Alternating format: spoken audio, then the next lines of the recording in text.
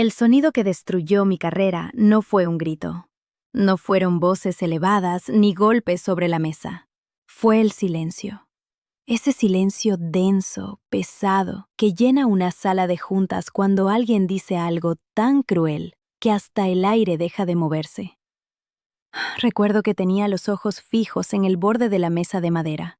Había un pequeño rasguño cerca de la esquina, apenas visible, y sin embargo, lo estudié como si fuera lo más importante del mundo en ese momento, porque no podía levantar la vista.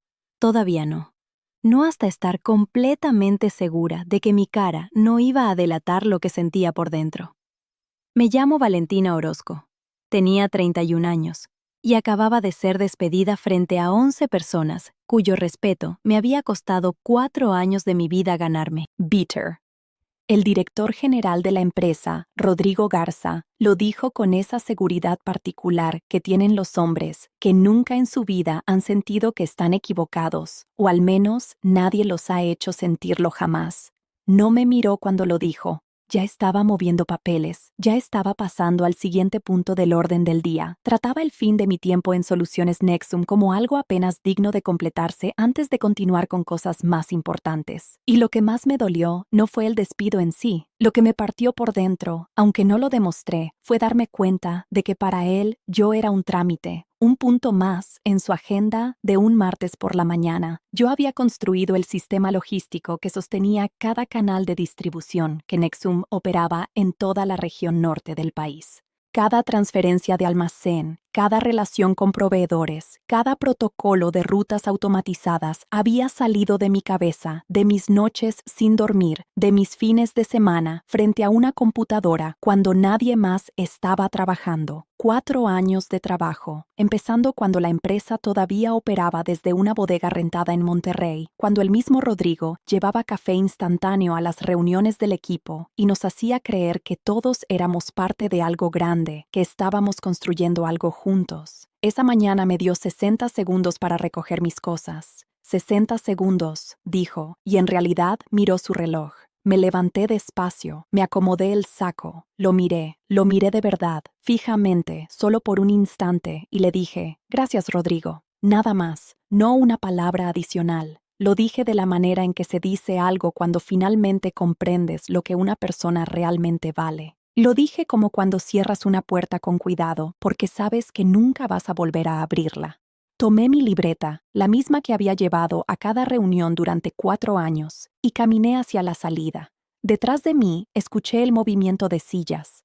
No me volteé. Seguí caminando por el pasillo, pasé los escritorios de área abierta, donde la gente había dejado de teclear para observarme. Pasé la pequeña cocina donde alguien acababa de servirse un café, pasé las puertas de vidrio de la entrada y salí a la mañana gris de la ciudad. Solo cuando llegué a la banqueta me detuve, respiré profundo, cerré los ojos por un segundo y entonces escuché que las puertas se abrían detrás de mí otra vez. Me volteé. Saliendo del edificio, uno tras otro, venían 7 personas. Carla, nuestra analista senior de rutas logísticas, que había trabajado a mi lado desde mi primer mes en la empresa. Iván Acevedo, que había reconstruido nuestra base de datos de proveedores prácticamente desde cero con sus propias manos. Mariana Sotomayor, que conocía nuestra red de distribución regional mejor que cualquier otra persona en la industria. Y 4 más, David, Aroa, Callum y Josué. Todos acomodándose los sacos, cargando sus bolsas, parpadeando bajo la luz de la mañana, como si acabaran de despertar de algo. Se quedaron parados en la banqueta, a mi lado. Nadie dijo nada por un momento, solo el ruido de los coches pasando y el viento entre los edificios. Carla me miró y preguntó, ¿a dónde vamos? No tenía respuesta. Todavía no. Pero recuerdo que mientras el viento golpeaba mi cara y miraba a esas 7 personas que habían elegido quedarse conmigo en lugar de quedarse con su sueldo, algo en mi pecho se asentó de una manera extraña. No era alivio exactamente, era algo más parecido a claridad. Lo que sea que venga después, me dije, no lo voy a desperdiciar. La primera semana fue la más difícil. Tenía un departamento en la colonia del Valle, pequeño pero mío, con vista a los árboles de la calle y una ventana en la cocina, por donde entraba una luz preciosa en las mañanas. Tenía ahorros, no una fortuna, pero suficientes porque yo siempre había sido cuidadosa con el dinero. Incluso cuando Nexum estaba creciendo tan rápido que algunos de mis compañeros empezaron a actuar como si la prosperidad fuera permanente, yo sabía que no lo era. Mi madre me había enseñado eso. Ella había llegado a esta ciudad siendo muy joven, desde un pueblo pequeño en Oaxaca, trabajando doble turno como asistente administrativa en una clínica mientras estudiaba en las noches, siempre diciéndome: «Mija, nunca dejes que sea otra persona quien sostiene lo que te mantiene de pie». Cuando era niña, no entendía bien lo que quería decir. Lo estaba entendiendo ahora. Los primeros días dormí mal. Me despertaba a las 2, a las 3 de la madrugada y hacía listas. Cosas que tenía que hacer. Personas a las que debía llamar. Opciones que todavía podían estar abiertas para mí. Tenía buena reputación en la industria.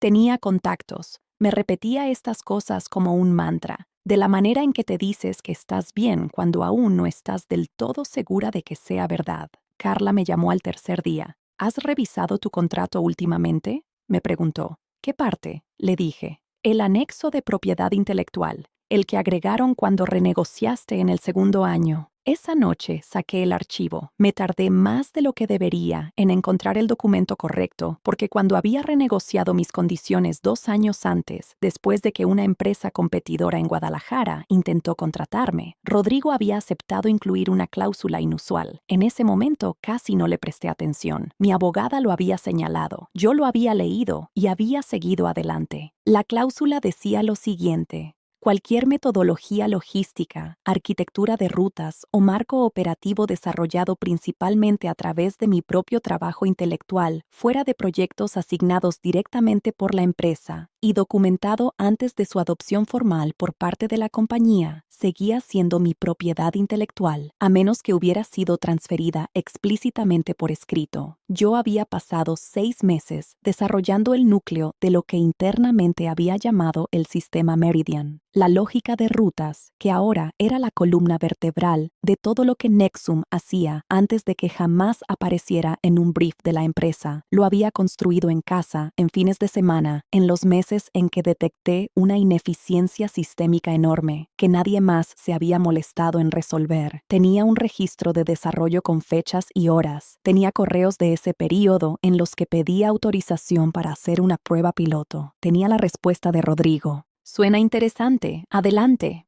Nunca me había pedido que firmara una transferencia de propiedad intelectual. Leí la cláusula 4 veces seguidas. Luego llamé a mi abogada. Se llamaba Sandra Oquendo y tenía una oficina en la zona rosa con vista a la avenida y una manera de hablar que te hacía sentir simultáneamente tranquila y ligeramente asustada. Leyó todo lo que le mandé durante el fin de semana. Me llamó el lunes por la mañana antes de que yo hubiera terminado mi primer café. «Valentina», dijo, «esto no es poca cosa». «¿Qué tan poca cosa no es?», pregunté.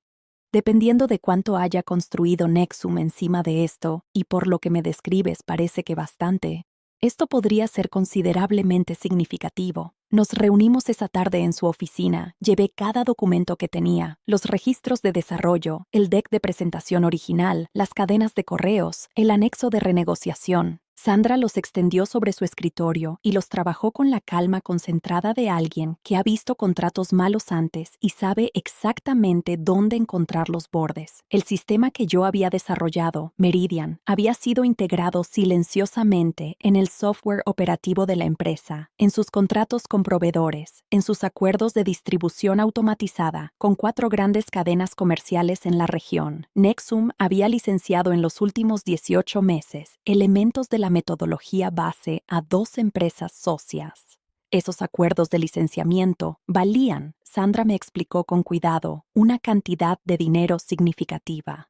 La pregunta, dijo, es si quieres presentar una reclamación formal contra Nexum o si existe otra manera de materializar el valor de lo que tienes. Pensé en la cara de Rodrigo mirando su reloj. ¿Hay otra manera?, pregunté. Sandra me miró con esa expresión suya que no dice mucho, pero lo comunica todo. «Puede haberla. ¿Estás abierta a una conversación que creo que deberías tener?». Su nombre era Renata Villanueva. Era la directora de operaciones estratégicas en Ruta Clara Logística, la competencia más importante que Nexum tenía en el mercado nacional. Renata se había acercado a mí discretamente unos 8 meses antes de que me despidieran, no exactamente para contratarme, sino para tener lo que ella llamó un café exploratorio. Yo había declinado en ese momento. Todavía creía que Nexum iba a algún lugar que valía la pena seguir. La llamé un martes, 11 días después de haber salido de esa sala de juntas. Me enteré de lo que pasó, dijo de inmediato. No sonó sorprendida. Supongo que se supo rápido, dije. Rodrigo tiene el hábito de hacer en voz alta cosas que debería hacer en silencio.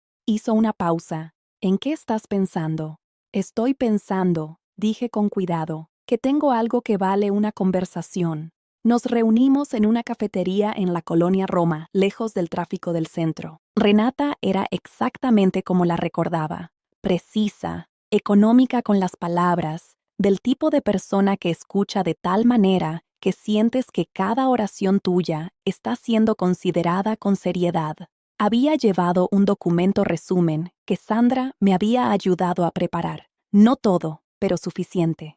Renata lo leyó sin expresión. Luego levantó la vista. El sistema Meridian, dijo. Esto está construido sobre eso. Sí, dije.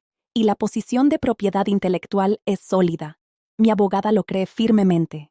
Miró el documento de nuevo. Llevamos 3 años intentando resolver el problema de rutas en la región norte. Hizo una pausa. ¿Y tú lo resolviste? Sí, respondí sin titubear. Yo lo resolví. Lo que ocurrió en los siguientes 17 días fue algo que no podría haber anticipado ni en la versión más optimista de las listas que hacía a las 2 de la madrugada. Sandra y el equipo legal de Renata trabajaron a través de la documentación. Hubo llamadas, hubo preguntas. Hubo 2 noches en que me senté en mi mesa de cocina, respondiendo correos hasta la medianoche, mientras la ciudad se quedaba en silencio afuera de mi ventana. Carla me ayudó a reconstruir la línea de tiempo del desarrollo en detalle preciso. Iván cruzó los registros técnicos. Las 7 personas que habían salido conmigo del edificio no se habían ido a ningún lado. Seguían cerca, algunos de ellos ya consultando informalmente para Ruta Clara por la sola fuerza de su reputación. Al día 17 se puso un número sobre la mesa. No voy a fingir que ese número no me cortó la respiración por un momento. No fue una cantidad imposible de imaginar. No es una historia de película donde las cifras pierden todo significado. Pero lo que Ruta Clara ofreció por la transferencia completa del EP de Meridian, combinado con un contrato de consultoría que traería a mí y a mi equipo central para la implementación, era suficiente para cambiar la trayectoria de todo lo que había planeado para la siguiente década. Era suficiente para hacer llorar a mi mamá cuando se lo dije, no de sorpresa, sino con ese alivio particular de una mujer que había pasado 30 años asegurándose de que su hija nunca estuviera a merced de nadie más. Era suficiente. Firmé los documentos un viernes por la tarde en la oficina de Sandra, con la ciudad visible por la ventana. El bolígrafo se sentía más pesado de lo que esperaba, o quizás solo lo recuerdo así. Sandra me dio la mano después. Rodrigo va a tener una semana muy mala, dijo. No sentí la satisfacción que pensé que sentiría. Lo que sentí fue cansancio, gratitud y una conciencia muy clara del peso específico de 4 años y de lo que me habían costado. ¿Va a estar bien?, dije. Los Rodrigos siempre están bien. Sandra sonrió. Puede ser, pero Nexum no.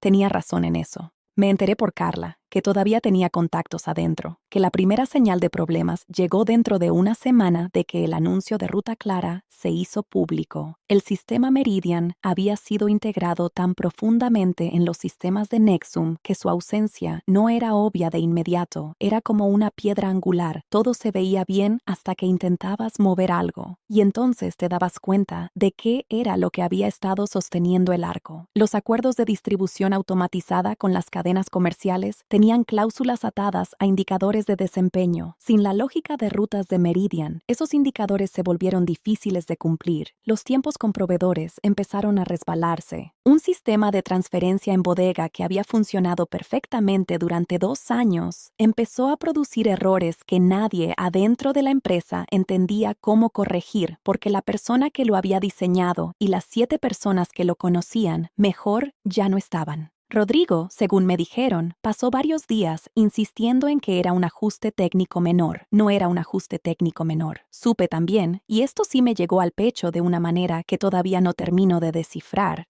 que hubo una reunión del consejo directivo en la cuarta semana después de mi salida, que el consejo no había sido completamente informado sobre los arreglos de propiedad intelectual al momento en que se firmaron los acuerdos de licenciamiento con las empresas socias, que se estaban haciendo preguntas sobre qué exactamente había entendido el director general sobre la titularidad de la metodología central de operaciones de la compañía.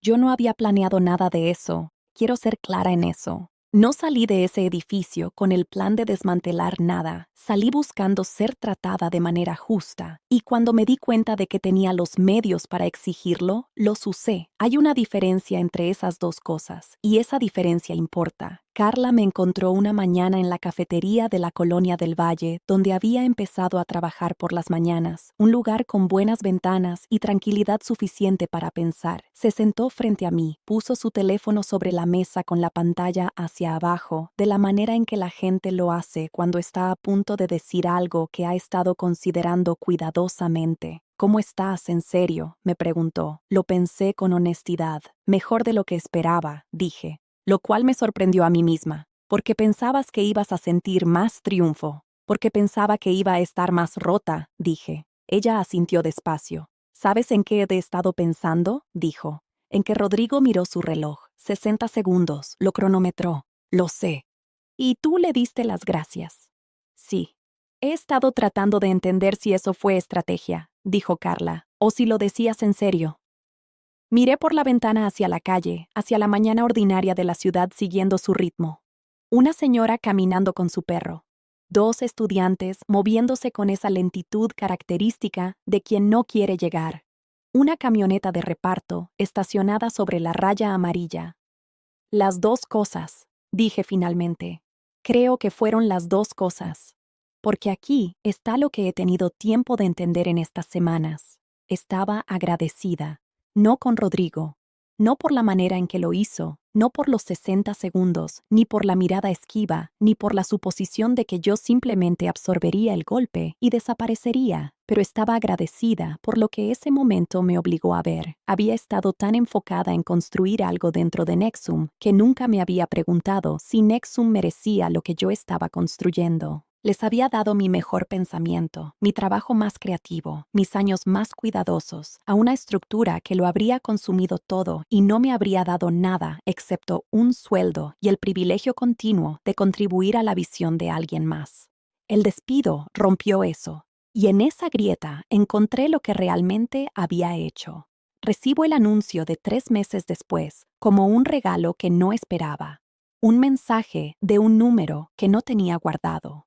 Me tardé un momento en reconocer el nombre al final.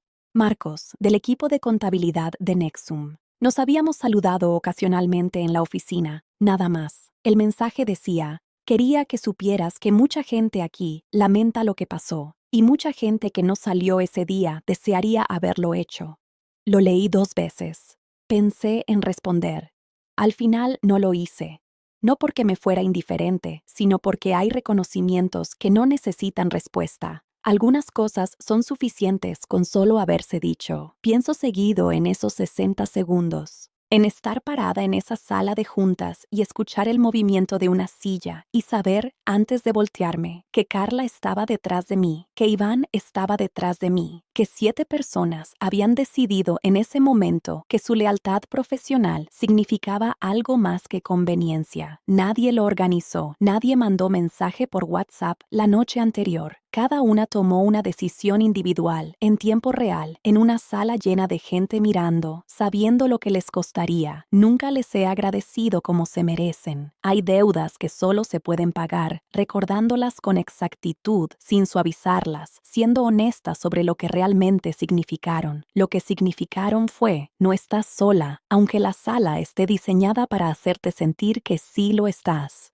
Lo que significaron fue: el trabajo habla por sí mismo, eventualmente, para la gente que está poniendo atención. Lo que significaron fue: 60 segundos son exactamente suficientes para entender quién es una persona. Rodrigo usó esos 60 segundos para mostrarme quién era él. Yo los usé para empezar a entender quién iba a ser yo a partir de entonces. Y si hay algo que yo quisiera decirle a cualquiera que se encuentre en una sala como aquella, en un momento diseñado para disminuirte, en un espacio donde alguien con autoridad ha decidido convertir su decisión en un espectáculo, es esto. La respuesta más tranquila es muchas veces la más poderosa, no porque el silencio sea rendición, sino porque la dignidad no requiere audiencia. Cuando caminas fuera de una sala sin perderte a ti misma, te llevas algo que ninguna carta de despido y ninguna maniobra de reputación puede tocarte. Conoce lo que has construido, documéntalo, entiéndelo. No asumas que porque creaste algo dentro de una institución, la institución automáticamente es dueña de ello. Tus ideas, tus sistemas, tu trabajo intelectual tienen un valor que existe independientemente de quién firmó tu contrato. Protégelo como protegerías cualquier cosa que genuinamente te pertenece. Elige a tu gente con cuidado. Las 7 personas que salieron conmigo no lo hicieron porque estaban seguras de lo que venía después. Lo hicieron porque habían decidido de qué no querían ser parte. Ese tipo de claridad es rara. Si la encuentras en alguien, cuídala. No confundas lealtad a un lugar de trabajo con lealtad a tu propia integridad. Una empresa no es una familia, es una estructura con incentivos. Cuando los incentivos cambian, la estructura responde en consecuencia. Saber esa diferencia te protege de construir tu sentido de valor alrededor de algo que nunca estuvo diseñado para sostenerte. Y finalmente, las personas que te subestiman no son obstáculos, son información. Rodrigo Garza miró su reloj y me dio 60 segundos. En 60 segundos aprendí todo lo que necesitaba saber sobre quién era él y todo lo que había estado demasiado cómoda para ver sobre quién me había dejado definir. Le di las gracias. Lo decía en serio de las dos maneras. Y todavía lo digo. ¿Y tú? ¿Alguna vez has estado en un momento así, donde alguien subestimó lo que realmente tenías? Me gustaría saber tu historia en los comentarios, porque a veces lo más valioso no es el consejo, sino saber que alguien más pasó por algo parecido y salió adelante. Si esta historia te llegó de alguna manera, compártela con alguien que la necesite escuchar hoy. Y si quieres seguir viendo historias como esta, ya sabes qué hacer. Suscríbete, porque aquí siempre hay algo más esperándote.